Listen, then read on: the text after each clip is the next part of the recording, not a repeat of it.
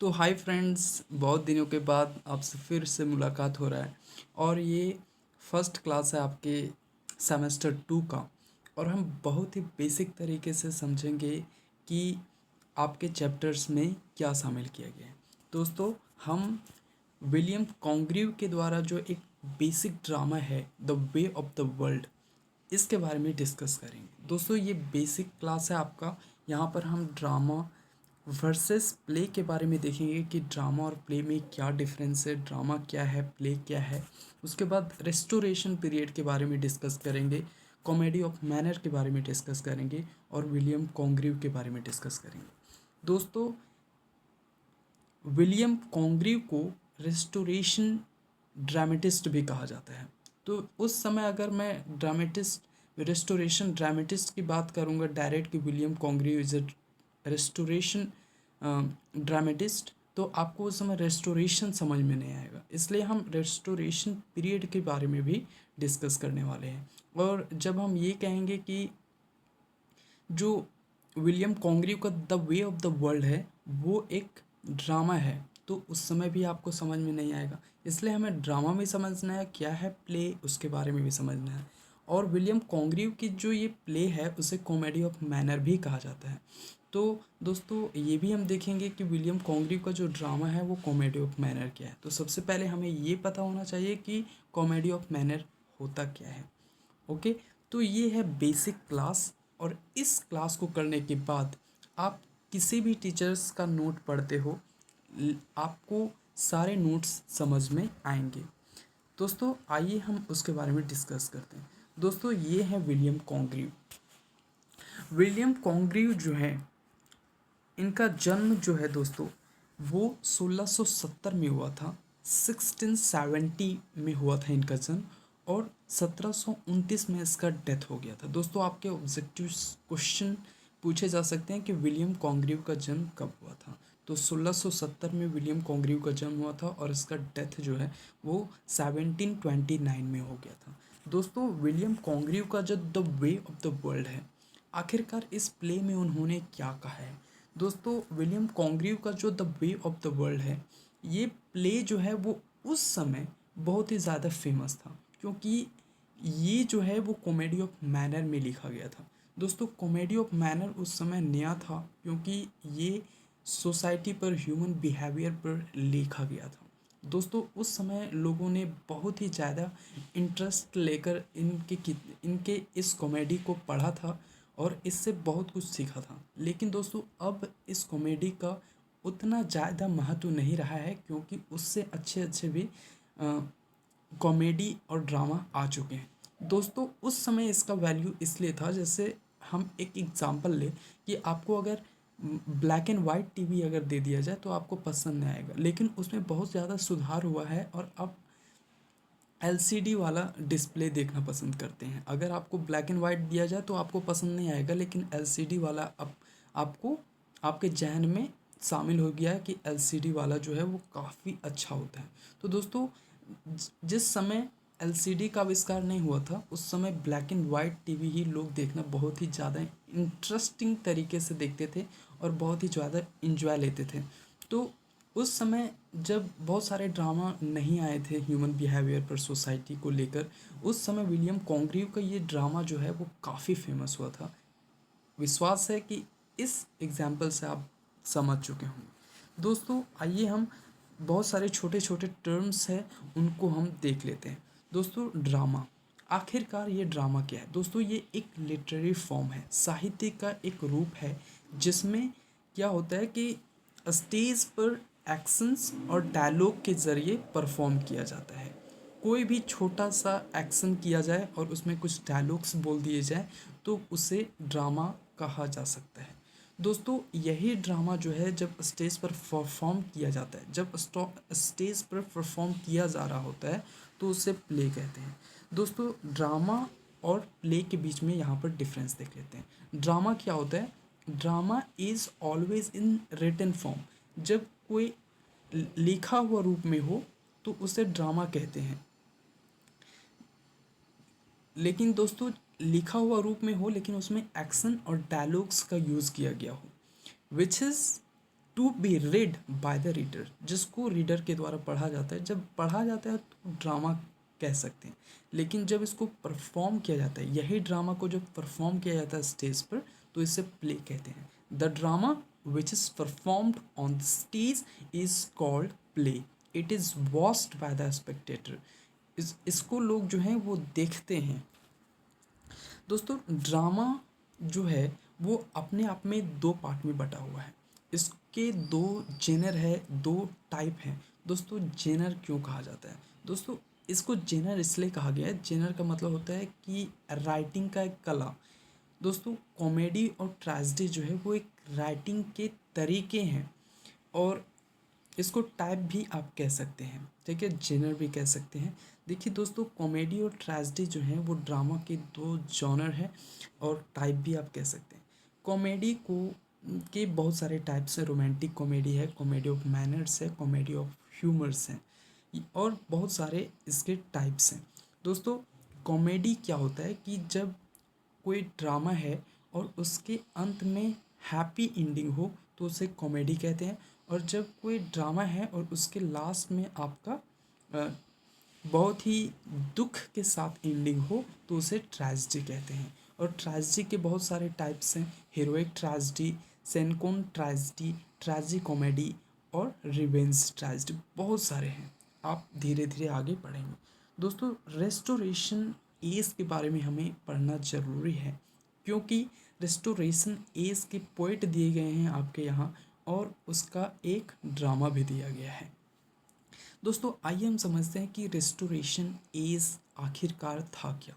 दोस्तों the period from 1660 1660 से लेकर 1700 जो है वो फेमस है रेस्टोरेशन एज के नाम से, क्योंकि बिकॉज ड्यूरिंग दिस एज, इस एज के दौरान चार्ल्स सेकंड, एक चार्ल्स फर्स्ट भी जो है दोस्तों इंग्लैंड में शासन कर लिया था, और ये दूसरी बार था जब चार्ल्स सेकंड जो है वो इंग्लैंड में फिर से शासन करने जा रहा था। इसलिए रिटर्न हो रहा था चार्ल्स का, चार्ल्स साम्राज्य का। It is not famous only for return of monarchy. ये मोनार्की का केवल आगमन नहीं था इंग्लैंड में, but also the revival of theoretical performance. दोस्तों चार्ल्स सेकंड के पहले प्यूरिटन्स का शासन था इंग्लैंड पर, और 1642 में क्या किया गया था, थिएटर पर बहुत और ड्रामा लिखने पर बैन लगा दिया गया था 1642 में। लेकिन जब ये चार्ल्स सेकंड आता है तो ये फिर से कहता है कि ये थिएटर्स ओपन किए जाएं, ड्रामा लिखे जाएं, क्योंकि दोस्तों चार्ल्स सेकंड जो था वो बहुत ही ज़्यादा लवर ऑफ आर्ट था।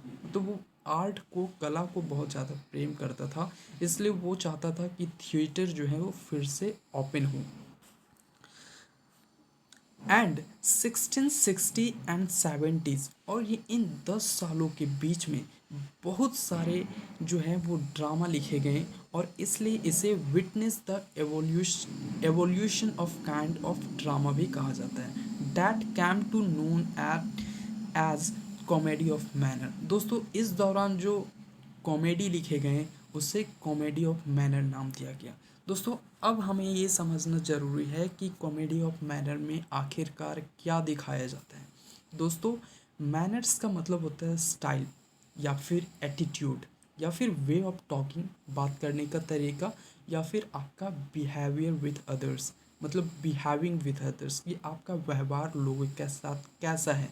दोस्तों द स्टाइल समबडी बिहेव्स, वो एक तरीका जिससे कोई लोग जो हैं वो एक दूसरे से व्यवहार करते हैं, उसे ही मैनर का नाम दिया जाता है।